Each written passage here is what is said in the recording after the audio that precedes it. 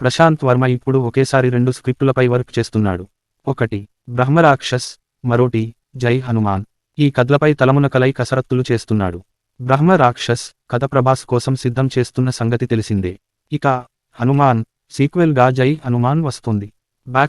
జై హనుమాన్ బ్యాక్కొటేషన్లో ప్రధాన పాత్రకు రిషబ్ శెట్టిని తీసుకున్నారు. అయితే ఈ సినిమాలో ఇంకా చాలామంది హీరోలు ఉంటారు. రాముడి పాత్ర కోసం ఓ ప్రముఖ హీరోని సంప్రదిస్తున్నట్టు ఇన్సైడ్ వర్గాలు చెబుతున్నాయి. అంతేకాదు ఇది సప్త చిరంజీవుల కథ అని టాక్.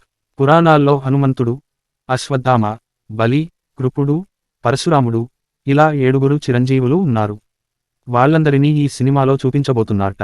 ఒక్కో పాత్రకు ఒక్కో హీరోని తీసుకుంటే ఇక స్క్రీన్ ఎలా ఉంటుందో ఊహించుకోండి. ఇండియాలోనే బిగ్గెస్ట్ మల్టీ స్టారర్ అవుతుంది. ప్రశాంత్ వర్మ ఆలోచన కూడా అదే. కాకపోతే హనుమంతుడు, అశ్వత్థామ, పరశురాముడు పాత్రల్ని చూపించినట్టు మిగిలిన పాత్రలకు అంత స్కోప్ ఇవ్వలేడేమో. అతిథి పాత్రల వరకు ఓకే, వాటిని ఫుల్ లెంగ్త్లోకి మార్చడం కష్టం. కాకపోతే ఇది సింగిల్ హీరో కథ కాదు. కనీసం మరో 2-3 హీరోలైనా కనిపిస్తారు. కనిపించాలి కూడా. అప్పుడే ఆయా పాత్రలకు వెయిటేజీ వస్తుంది.